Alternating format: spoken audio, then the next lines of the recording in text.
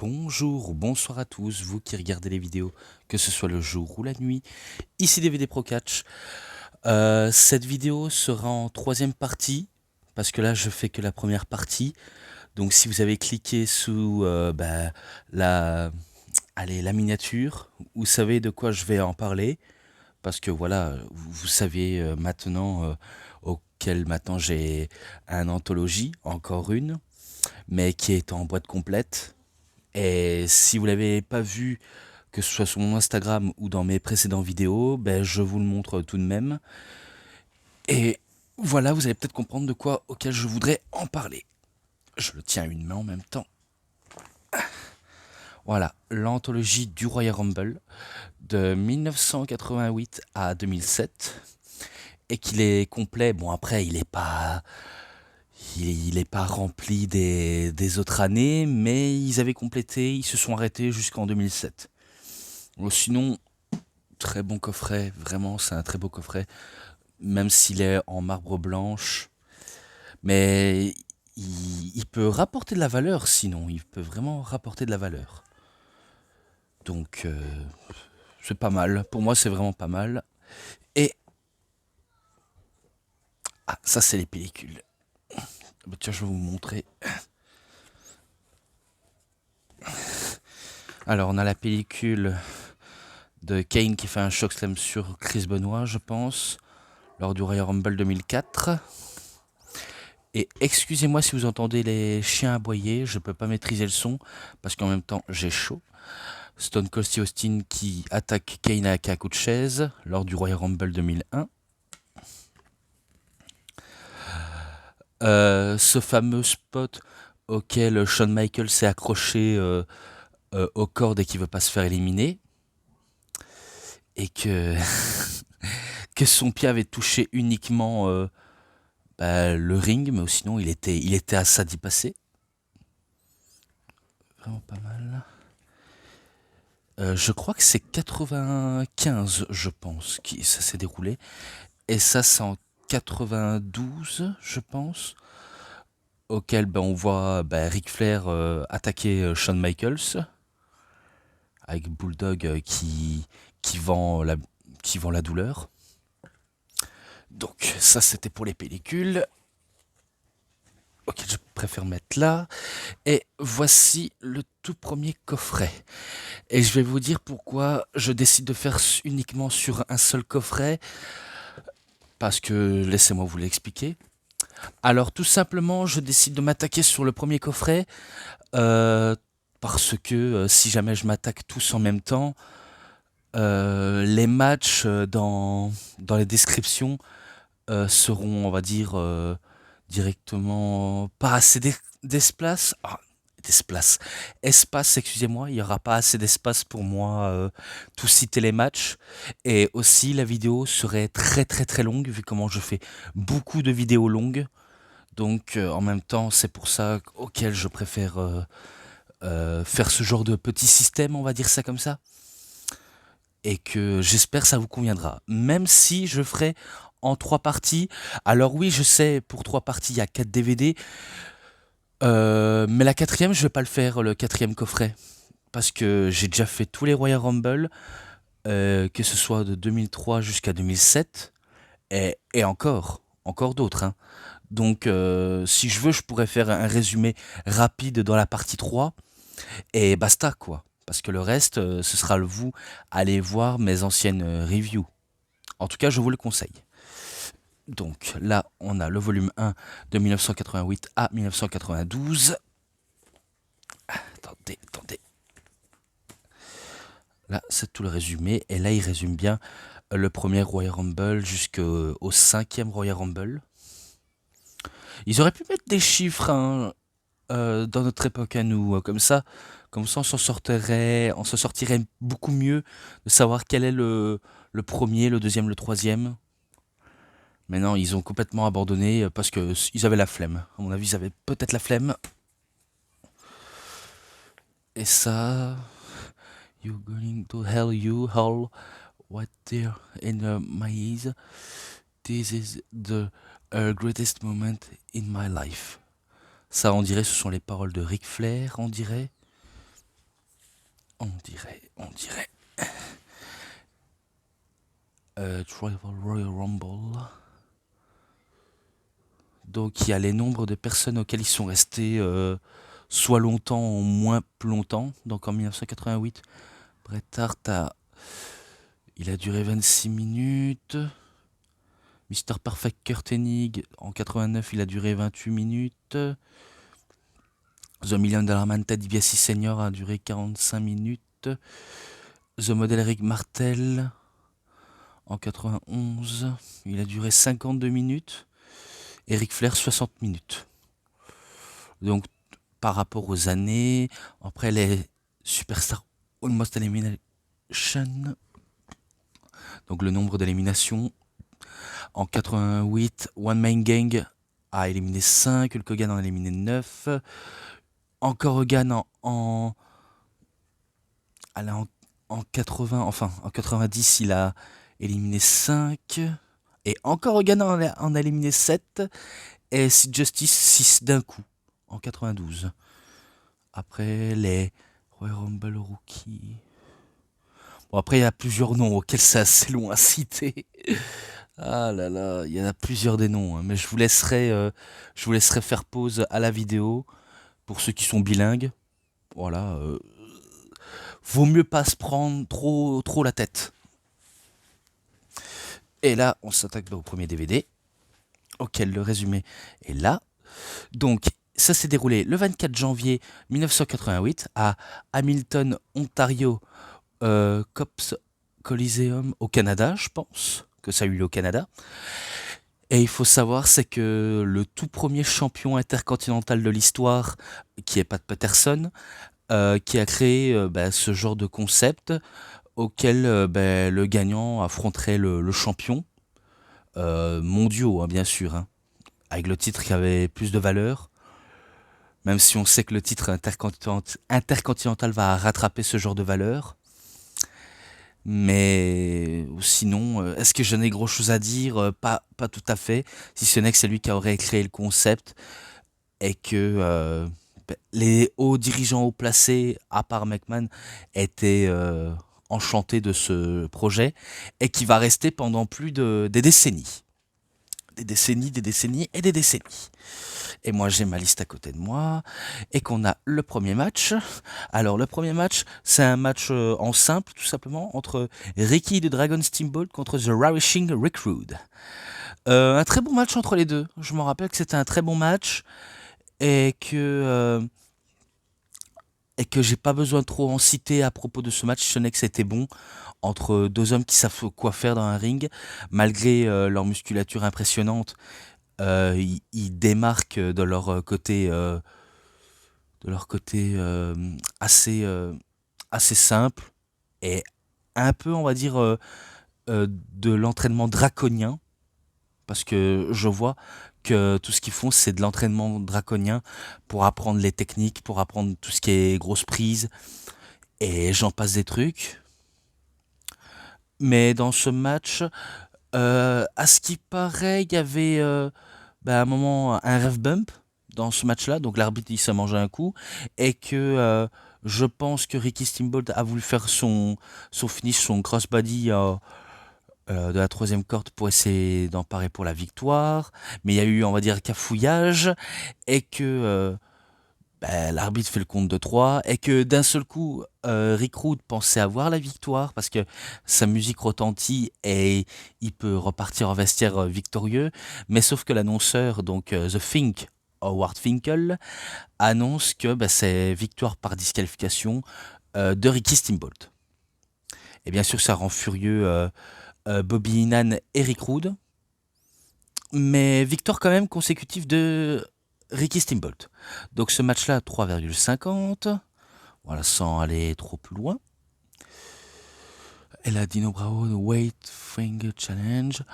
Ah oui, si je me trompe pas, c'est dans ce genre de segment auquel il fait une petite démonstration d'haltérophilie, en développé couché, je pense.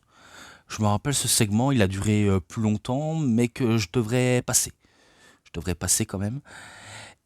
Et que là, on a un match Two of the Three Falls pour les titres par équipe féminin à l'époque de la WWF. Non, je suis pas en train de déconner. C'est sérieux ce que je vous dis. Les titres par équipe féminin avaient été créés déjà dans les années 80.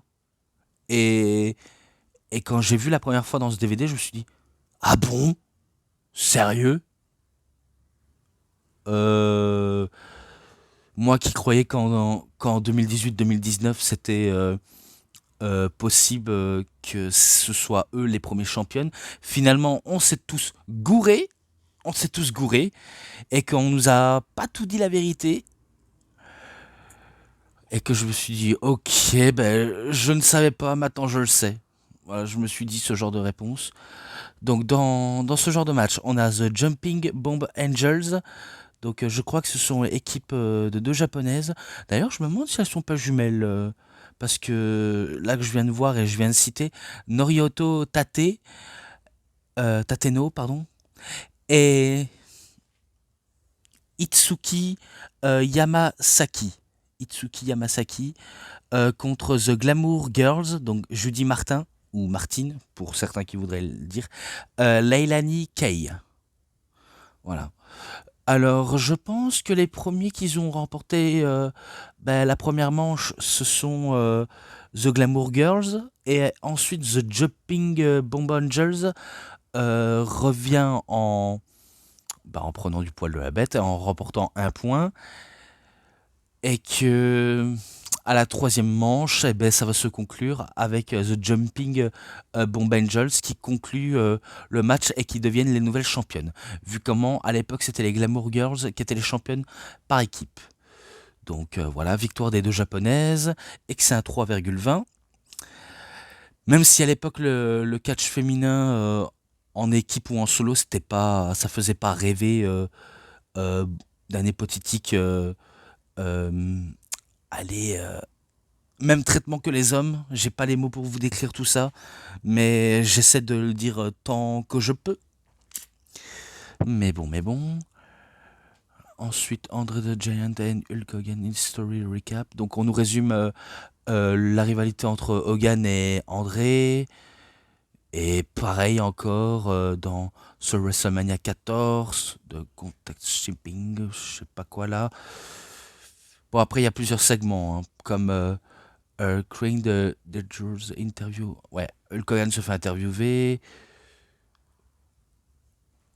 Et qu'à la fin, bah, ça va encore se concrétiser. Crane the George Interview, Million Dollar Man, Ted DiBiase et André the Giant.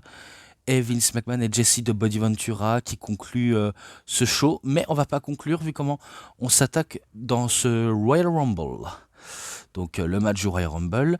Et à l'époque, ce n'était pas 30 superstars, mais 20 superstars. Vu comment ce concept vient de mettre en place, on met déjà directement dans le grand bain. Alors, pour les participants, on a le premier arrivé qui est Bret the Hitman Hart, qui affronte Tito Santana, qui affronte The Natural Butch Reed, Jim Day Ivan Lionheart en numéro 4, 5 Jack the Snake Roberts, 6 Harley Race, 7 Jumping Brenzel, 8 Sam Houston, 9 Dangerous Danny Davis, 10 Boris Zukov, 11 The Rock Don Morocco, ou le magnifique Don Morocco, 12 Nikolai Volkov, 13 Axam Jim Duggan, 14 The Outlaws Ron Bass, 15 B. Brian Blair, 16 I Billy Jim, 17 Dino Bravo, 18 Ultimate Warrior, 19 The One Man Gang et numéro 20 John Cardog. Alors, tout ce que je peux en dire, c'est que c'est victoire de Big Boss Man, de Axam Jim Duggan. C'est celui qui est en troisième position qui remporte ce concept. Je sais plus qui l'élimine qui, mais en tout cas c'est lui le premier à avoir remporté la première bataille royale. Et est-ce que c'est une bonne décision? Honnêtement, je ne sais pas, mais en tout cas, peut-être que s'ils auraient mis Macho Man ou ou même Ultimate Warrior, ça aurait pu être envisageable qu'il remporte le match et qu'il devient peut-être prétendant au titre, ça aurait pu servir, mais non, mais non. Bon après, là que ça vient d'être installé, vaut mieux pas être ravageois dessus, hein. Vaut mieux pas du tout. Donc ce match-là, pour cette bataille royale, c'est un 3,80. Voilà, voilà tout. Et je vais conclure avec le dernier match, parce que oui, ce n'est pas le main event, mais le main event, c'est match par équipe, dans un match 2 au meilleur des 3 manches, entre The Highlanders contre The Young Stallions. Alors, dans l'équipe de Highlanders, on a Aku, le père adoptif de Tamatonga et le père de Tongaloa, je pense. Et Tama, je pense que c'est aussi de la famille de Aku. Peut-être, je dis bien peut-être. Et dans les Young Stallions, on a Paul Roma et Jimmy Power. Jimmy Powers. Et bien pourtant, je pense que c'est victoire de The Highlanders qui remporte. Je pense que la première, ils ont dû se laisser faire, mais les deuxièmes manches, bah, ils ont aussi remporté le match, hein. C'est tout ce que je peux dire. Donc c'est un 3,5 pour ce concept-là. Et après, j'ai cité des segments auxquels je devais citer, et je passe à la suite. Donc on est en DVD 2, directement. Donc on est en 89. Et que ça s'est déroulé le 15 janvier 1989 à Houston au Texas lors de The Summit. Ah, c'est génial. Un match 2 out of 3 falls, deux au meilleur des 3 manches, entre The Art Foundation. Enfin, attendez. Ah non, je fais une connerie, excusez-moi. Il y a les matchs du pré-show que je vous ai pas cités. Donc on a Jim Power contre Barry Hortwitz. C'est victoire de Jim Powers, 3,10. Ensuite Sam Houston contre Steve Lombardi. Victoire de Sam Houston, 3. Et là maintenant, je passe à la match comme ça.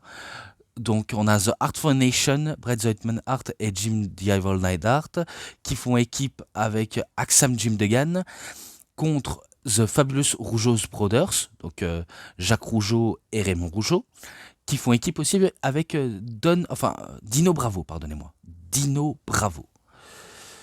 Dans le match, c'était pas mauvais, même si je me rappelle que les Rougeaux étaient censés être heal et qui font leur boulot de heal à perfection. Et que c'est eux qui remportent le premier point. Et pour encore plus enfoncer, ils vont encore s'attaquer dans les parties faibles de l'un des 3 participants, que ce soit Jim Duggan ou les membres de la Art Foundation. Donc ils vont encore plus s'acharner, encore s'acharner. Et qu'est-ce que je pourrais en dire de plus?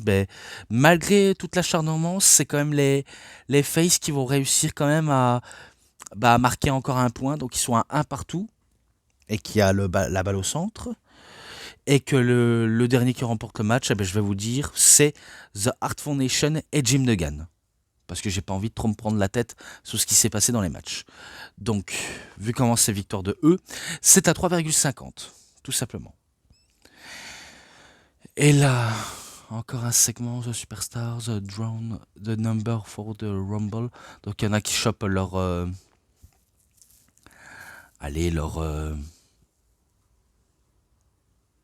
Oh, je ne sais plus. Leur numéro, pardonnez-moi. Leur numéro. Oh là là, quel gland que je suis. Quel gland. Et là, c'est pas un match, hein, celui-là que je vais vous citer. Super pose down. Donc, à mon avis, concours de pose plastique entre The Ravishing Rick Rude et Ultimate Warrior. Oui, on a eu ce genre de match, mais c'est pas tout à fait un match, hein, vu comment il n'est pas noté sur la carte que c'est un match, vu comment les deux nous font une démonstration de musculature impressionnante. Le premier à commencer, c'est Rick Rude qui exhibe ses magnifiques muscles et sa magnifique moustache, sa magnifique coupe de cheveux et de sa musculature pour séduire la jante féminine, et qui fait un retournement de bassin, vu comment il adore faire tourner le bassin. Et après que son tour est passé, c'est au tour de Ultimate Warrior, que lui, on sait qu'il a une force surdéveloppée liée à quelque chose, mais je ne vais pas tout dire, vu comment vous savez déjà. Donc, il nous présente sa musculature, un peu à la manière de Hogan, et qu'après, bien sûr, en traître qu'il est Rick Rude, il attaque Ultimate Warrior. Et comment je pourrais dire, si ce n'est que le Warrior, bien sûr, il va s'en relever et il va foutre une rouste à Rick Rude. C'est tout ce que je peux en dire et que j'ai pas trop envie de trop m'y attarder dessus. Si ce n'est que je passe au match pour le titre féminin. Donc entre Rockin' Robin, qui est la sœur de Jake Roberts, auquel je vous avais peut-être cité, même si j'avais pas dit les noms. Mais en fait, Rockin' Robin, c'est réellement la sœur de Jake Roberts. Parce que tout simplement, ils ont tous les trois, parce qu'il y avait un frère, Jake Roberts, et Rockin' Robin, auquel ils ont commencé dans le catch. Mais après, l'un des deux ne vont pas non plus rester éternellement longtemps dans ce business, à part Jake Roberts qui est resté longtemps malgré ses problèmes d'addiction.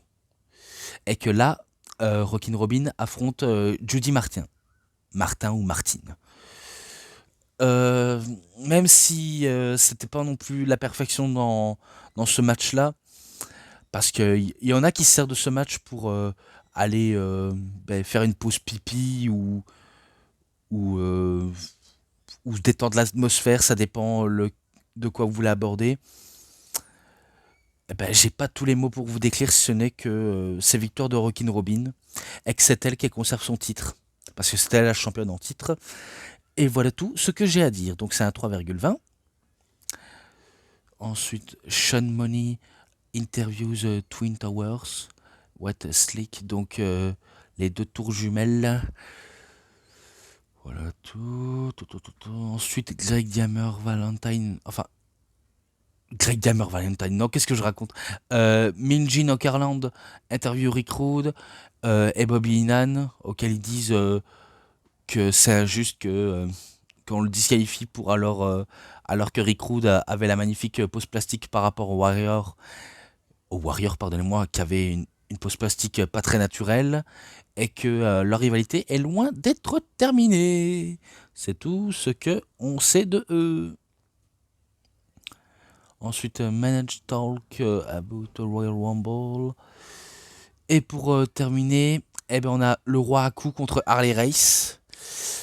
Entre deux hommes dangereux. Vraiment deux hommes dangereux, parce que il faut savoir, c'est que Haku, il était réputé pour être un vrai dur en dehors des rings. On dirait pas comme ça, mais faut pas trop le faire chier à Haku, parce que c'est déjà arrivé qu'il s'est déjà battu en dehors des rings. Excusez-moi si vous avez entendu des bruits, parce qu'il y en a qui font du bruit pour rien. Je sais pas si vous l'avez entendu, même si je porte un casque, mais ça peut arriver que ça s'entend au micro. Tout ce que je sais, c'est qu'il y avait une histoire avec Haku, comme quoi il s'était déjà battu dans un bar avec le propriétaire de bar qui aurait, on va dire des trucs pas très nets sur le catch, en disant ouais, tout est faux et j'en passe des trucs, et que lui apparemment il aurait arraché le nez avec ses dents. Donc apparemment c'est possible.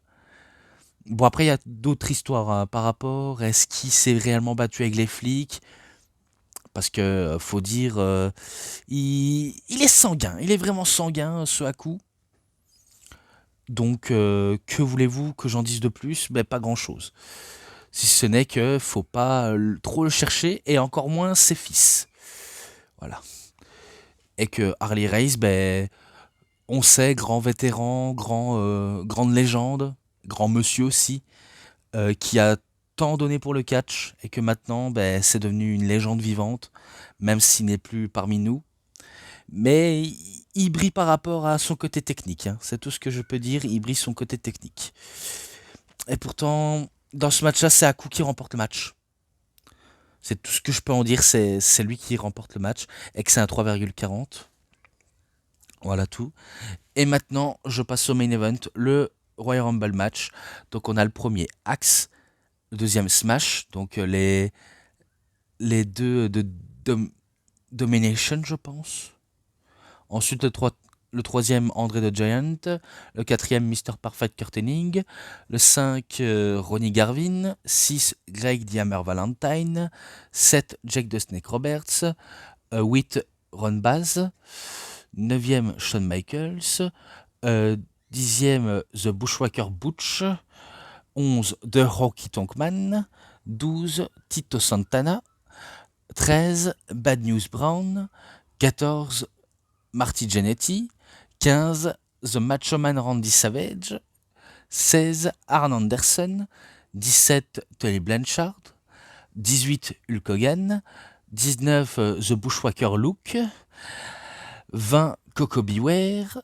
21, Wardlord, pardonnez-moi. 22, The Big Boss Man. 23, Hakim. 24, Brutus de Barber Beefcake. 25, Reed Roster. 26, The Barbarian. 27, Big John Studd. 28, Hercule. 29, The Model Rick Martel. Et 30e, The Million Dollar Man Ted DiBiase Senior. Alors là, il y a des sacrés gros noms. Hein. Il y a des sacrés gros noms, comme Macho Man Randy Savage, comme Mr. Perfect Kurt Hennig, comme André le Giant, comme Hulk Hogan.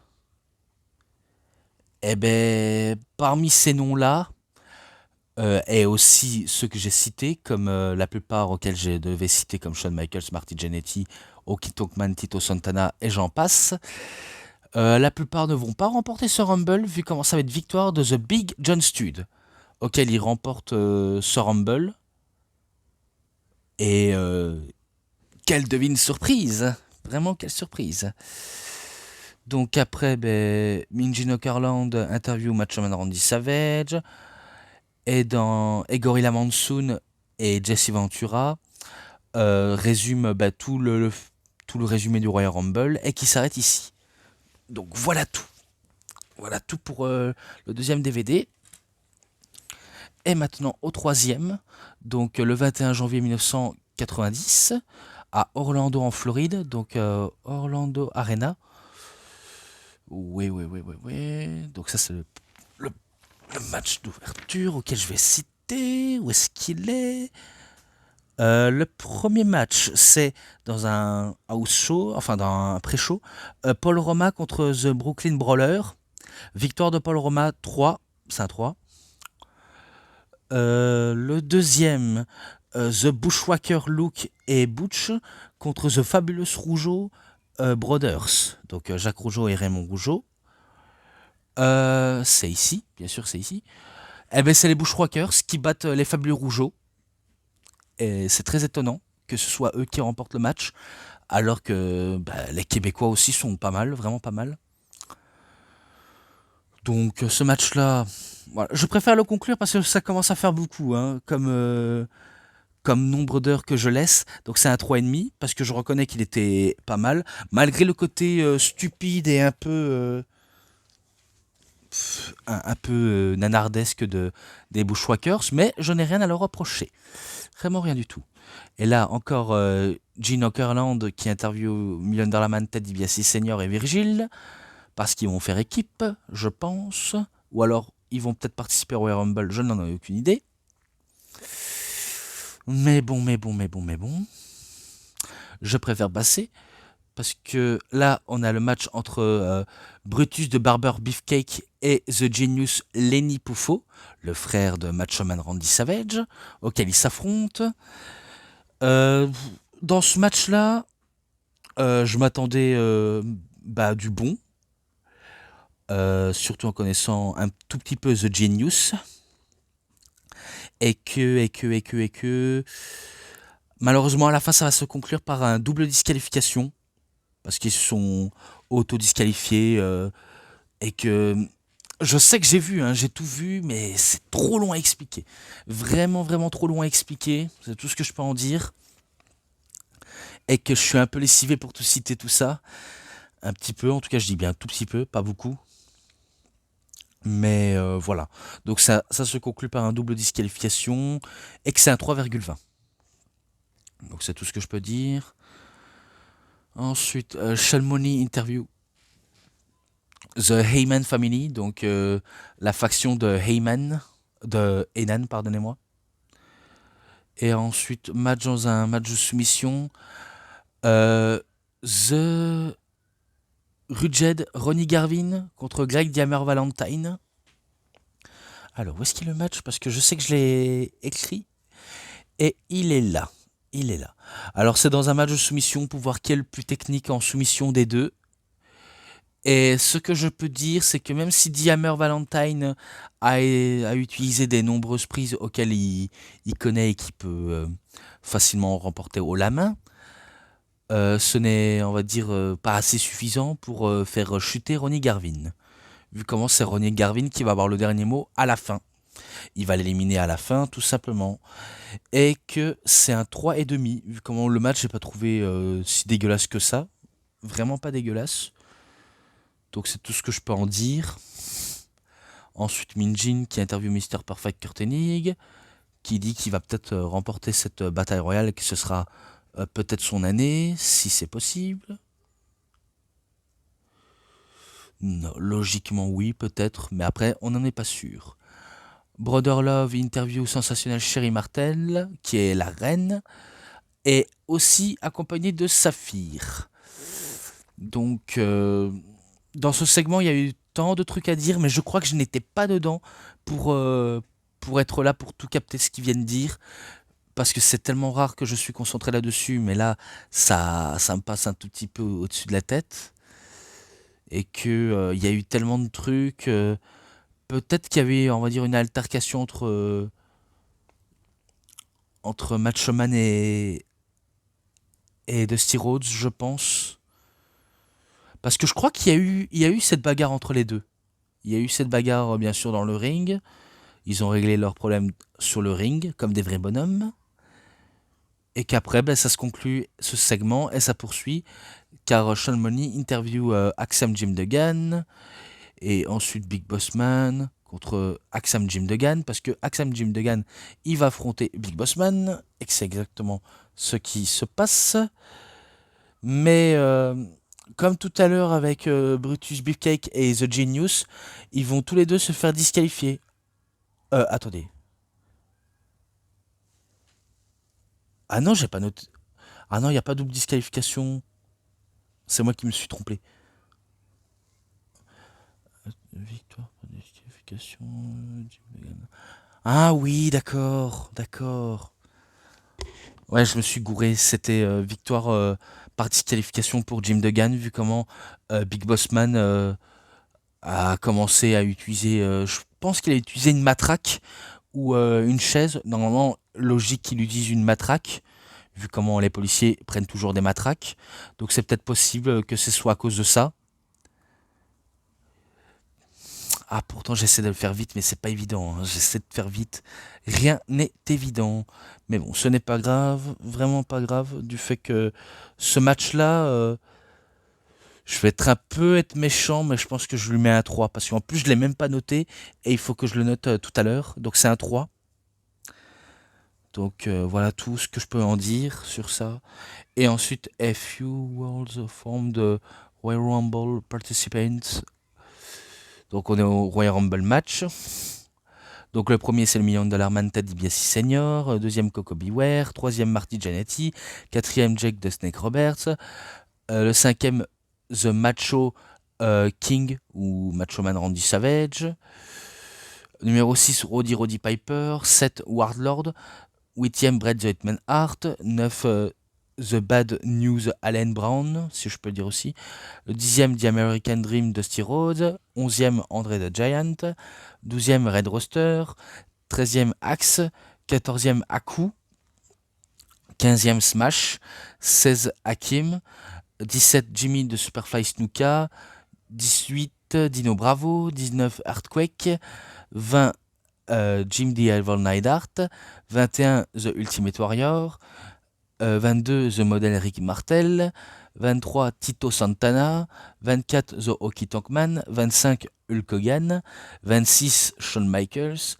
27 The Barbarian, 28 The Ravishing Recruit, 29 Hercule Et le 30e, Mr. Perfect, Kurt Hennig. Tout ce que je sais que c'est victoire de Hulk Hogan. Et je crois qu'il était face aux Warriors pour teaser leur match à WrestleMania 5. Non, 5. 6. Je crois que c'est ça. J'espère que j'ai pas dit une connerie parce que là j'ai dit 5 à la place de 6. Mais c'est pour teaser leur rivalité à WrestleMania 6, auquel ça a été explosif. Donc c'est pour ça qu'il a remporté cette bataille royale. Et à ce moment-là, il était champion. C'est tout ce que je sais à propos du Hulkster. Donc pour cette victoire, c'est un 4,20 parce que j'ai trouvé explosif ce match-là et qu'il y avait beaucoup de near fall à chaque fois du public, beaucoup de near fall. Et voilà comment je conclus. Donc, on est au DVD 4. Et celui-là, je l'ai fait dans un des taggets classiques avec celui-là. Je sais pas si je peux faire un résumé complet parce que là, je suis déjà au 36, même si ça n'a l'air de rien. Mais il faut que j'essaye d'être courtois, même si c'est pas évident. C'est pas évident, pas évident, pas évident. Donc, le 19 janvier 1991 ou 91, si vous préférez, à Miami en Floride, lors de Miami Arena. Alors, le premier match. Jerry Sage contre Sam Houston, c'est un 3, directement un 3. Et le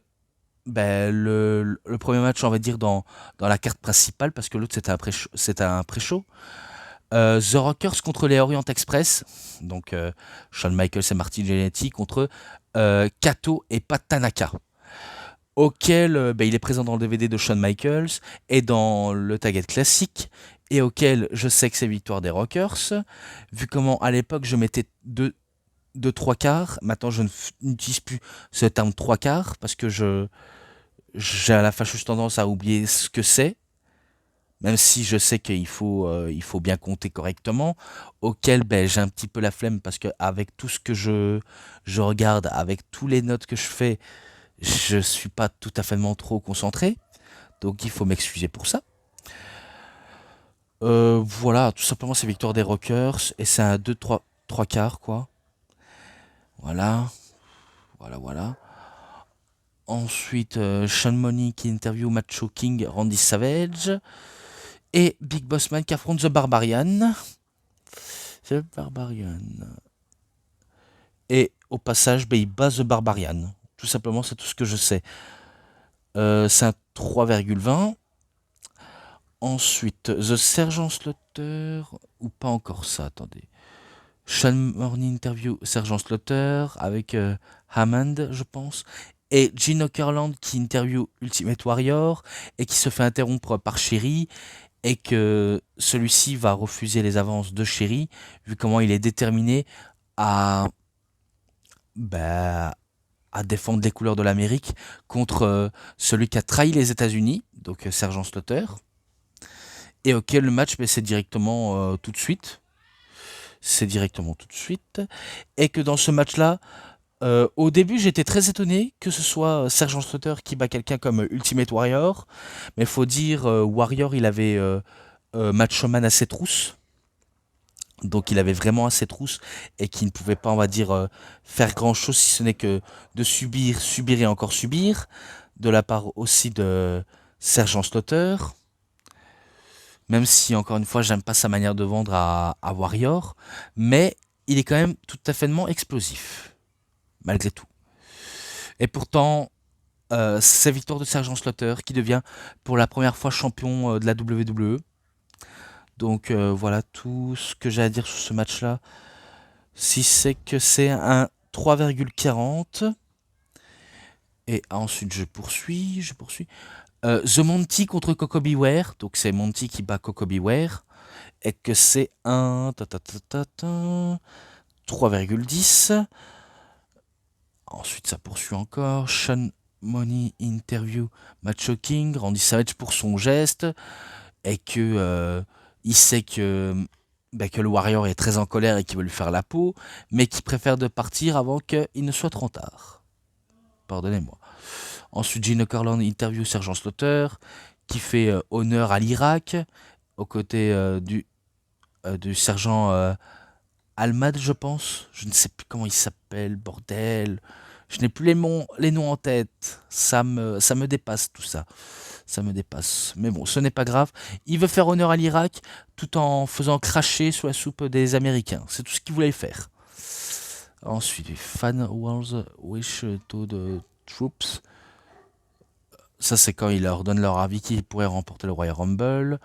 Et aussi aux troupes du peuple. Participation. Sean Morning interview Million Dollar Man Ted DiBiase Senior. Parce qu'il va affronter aux côtés de lui, enfin, aux côtés de Virgil, la famille Dusty Rhodes. Enfin, The Rhodes Family. Donc The Million Dollar Man, Ted DiBiase et Virgil contre The Rhodes Family. American Dream, Dusty Rhodes et The Natural, Dustin Rhodes. Donc père et fils qui travaillent ensemble. Et que tout ce que je sais, c'est que The Rhodes Family perd le match au profit de Ted DiBiase et de Virgil. Et qu'à la fin, je pense qu'il va y avoir une petite embrouille entre DiBiase et Virgil, et que ça va faire exploser Virgil pour devenir face, et que c'est tout ce que je peux en dire. C'est tout ce que je peux dire. Donc si ce n'est que le match n'était pas mauvais, 3,5. 3,5.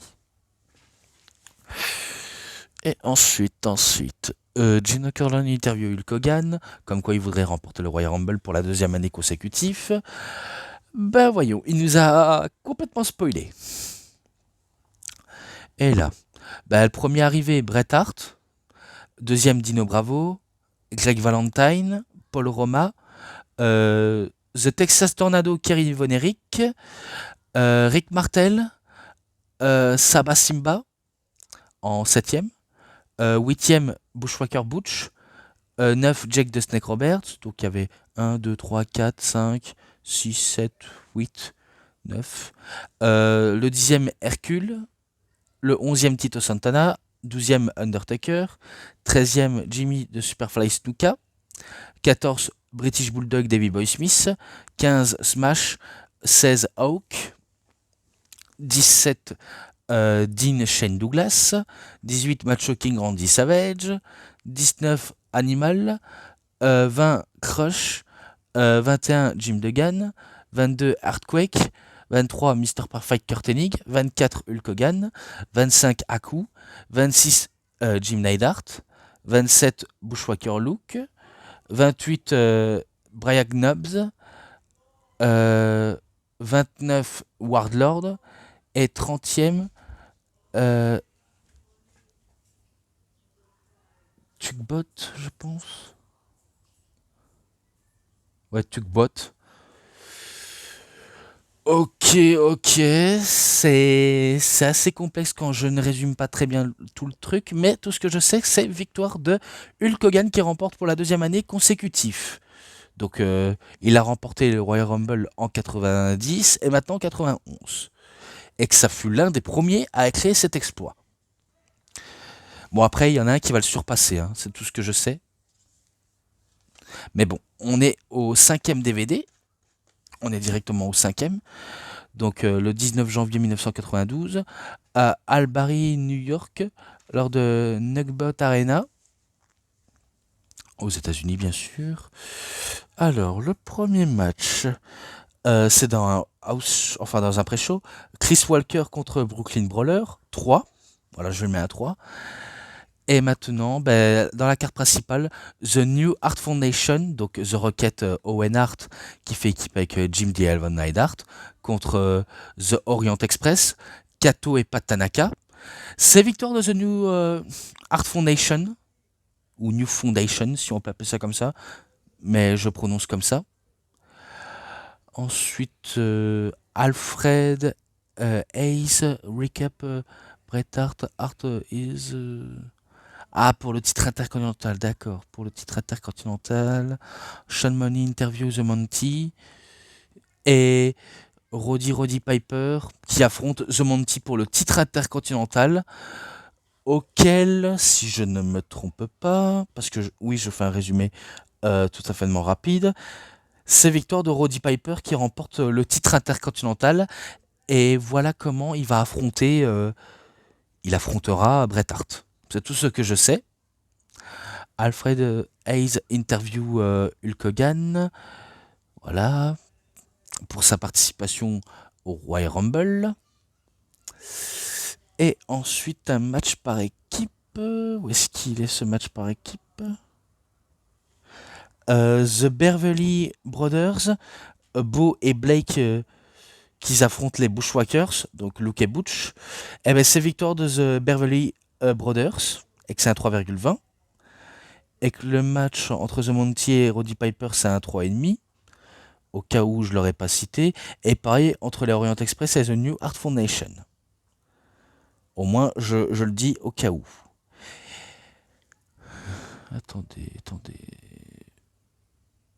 Encore un match par équipe, mais pour les titres justement. The Road Warrior Legend of Doom, OK Animal contre The Natural Disasters. Ce sont, si je dis pas de bêtises, les Natural Disasters qui battent les Legend of Doom. Et que c'est un 3,40, donc c'est un 3,40 direct. Et après, on a beaucoup d'interviews. Sean Morney interview The Natural Disasters. Gene Okerlund interview Roddy Piper. Sean Morney interview Shawn Michaels, qui était en solo maintenant. Alfred interview Ric Flair, qui vient justement d'arriver à la fédération. A few words from the Royal Rumble participants. Donc il y en a qui donnent leur avis sur les noms des participants. Et voilà ce que je peux dire. Et directement Royal Rumble match, je cite directement. Et en plus, je vous l'avais déjà tout cité dans les tags classiques, comme je viens de l'expliquer. Ça fait 2 fois que j'explique. Donc le premier, British Bulldog Davey Boy Smith. Deuxième, Million Man Ted DiBiase. Troisième, Ric Flair. Quatrième, Jerry Sage. Cinquième, Haku. Sixième, Shawn Michaels. Septième, Tito Santana. Huitième, The Barbarian. Neuvième, Texas Tornado, Keviri Von Erich. Dixième, The Repo Man. 11e, Greg Diamer Valentine. 12e, Nikolai Volkov. 13e, The Big Boss Man. 14e, Hercule. 15e, Roddy Piper. 16e, Jake the Snake Roberts. 17, Axam Jim Duggan. 18, The Irwin Airshisters. 19, Jimmy the Superfly Snuka. 20, Undertaker. 21, Macho Man Randy Savage. 22, Berserkers. 23, Virgile. 24, Col Mustafa, donc Colonel Mustafa. 25, Modèle Rick Martel. 26, Hulk Hogan. 27, Skinner. 28, Sergent Slaughter. 29, Sid Justice. Et 30e, Wardlord. Et bien, parmi tout cela, ce sera victoire de Ric Flair, qui va remporter le Royal Rumble, plus le titre de la WWE qui était vacant. Et tout ça parce que Sid Justice a éliminé Hulk Hogan et que Hulk Hogan a éliminé Sid Justice avec l'aide de Ric Flair. Et voilà comment Ric Flair remporte le match. Alors celui-là, il est présent dans Ultimate Collection et dans le Target classique et maintenant dans ce Royal Rumble là, et auquel j'ai pas besoin de trop en dire plus, si ce n'est qu'à la fin, il se fait interviewer et qu'il est directement dans la faction de Bobby Heenan et de Mr. Perfect Kurt Hennig. Donc voilà, il célèbre sa victoire. Et ensuite, le highlight. Donc on nous résume le highlight. Et voilà comment ça se termine pour ce DVD 5. Donc voilà, tout est dit. Tout est dit à propos de ce coffret de 5 DVD. Et auquel je ferai bien sûr les 2 autres. Et en bonus le 3e pour un récapitulatif direct.